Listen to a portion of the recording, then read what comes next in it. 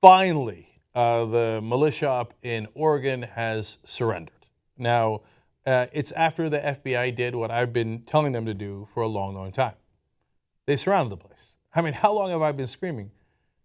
Don't let the food come in. Cut the power, right? If their ass is freezing out there for one night, they'll beg to turn themselves in. Finally, yesterday, the FBI said the latest confrontation began after one of the protesters was seen riding an all-terrain vehicle outside the encampment. What are you guys doing? What are you letting them ride around on ATVs and have fun? No, surround the place. So finally yesterday, they're like, oh, right, surrounded. Okay, yeah. So they surrounded it. So they can't get any more food. And they're like, oh, okay, I guess we got to give up. Now, in the beginning, a lot of bluster, of course, as always. Sandy Anderson said, if they tear gas us, it's the same as firing on us. Don't come in. Don't do it. And then added, we're not leaving without our weapons. Okay, yes, they did.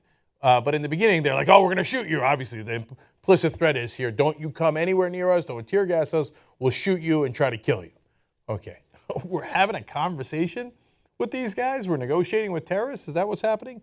Now, again, the FBI did do a great job here. Nobody got hurt. Very happy about that. And wound up getting the job done. I wish they had done this 3 weeks ago when it was the obvious thing to do, but these guys have right-wing privilege. You can break a lot of laws and you'll get to ride around in all-terrain vehicles, have some fun. They used to go shopping.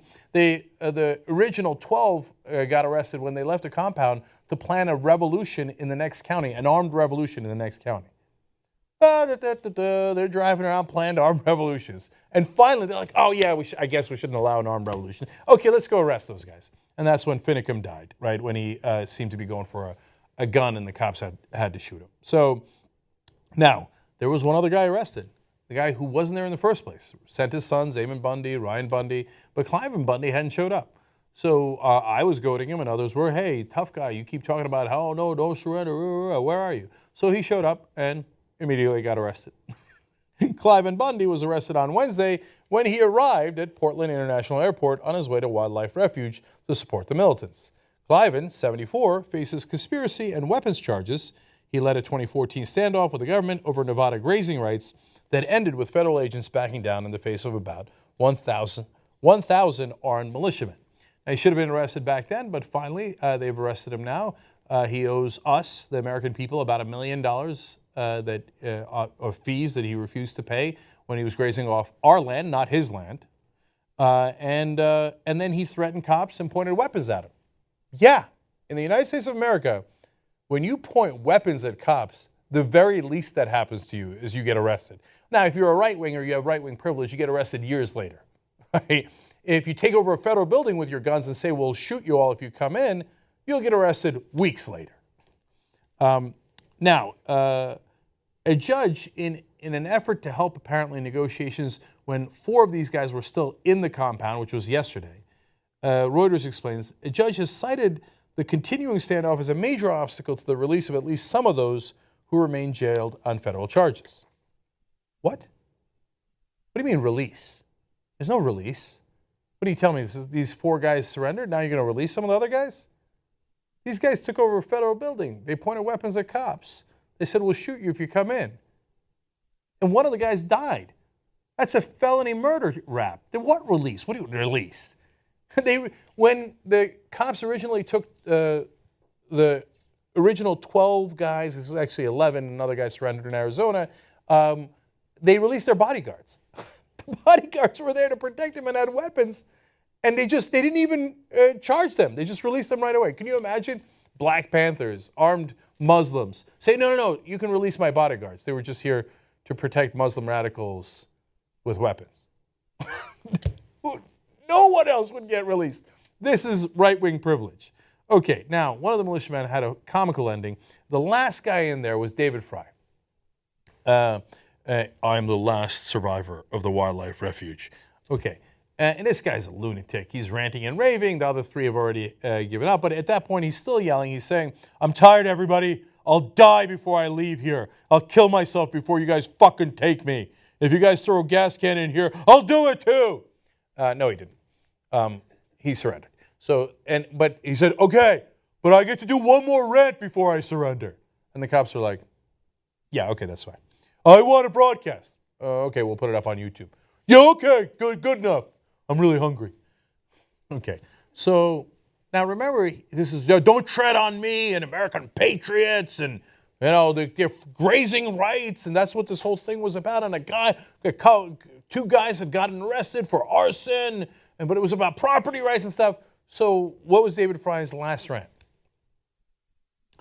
Nothing about grazing rights, nothing about property rights, nothing about anything that they had mentioned before. It was about Trayvon Martin, UFOs, and abortion. So let me read that last part for you.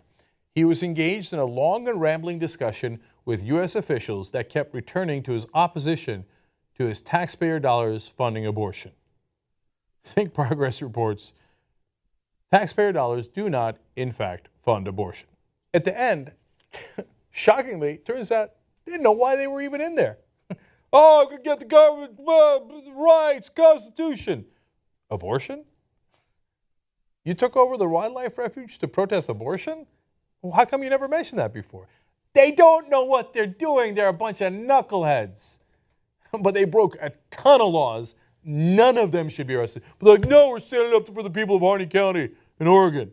Well, it turns out today, 60% of the pay earned in Harney County comes from the public sector. That's that government that they're protesting. And Harney County did not want them there. They told them to leave weeks ago. And in fact, it was costing the state $100,000 a week while this standoff continued. So it's about damn time they left. And it's about time that the government finally decided to enforce laws against right-wingers. Now, let's see how it goes. My guess is a lot of them will get very light sentences. Because if you're in any other group, that place would have been raided, bombed. They wouldn't have let Muslim radicals get soup and beef jerky in there as these guys were doing. They were getting dildos. They were getting all these different packages in there. They're walking around town. None of that would have happened for any other group. And my guess is that same privilege will be extended to them in a federal court. Whereas if they were Muslims, they'd be in Guantanamo Bay. If they were black, they were already dead. They would have been dead even if they were unarmed. Instead, they were heavily armed. And we'll see how the justice system treats them going forward. As you can tell, I'm not very optimistic about it, but we'll follow up with you guys and see if they get true justice.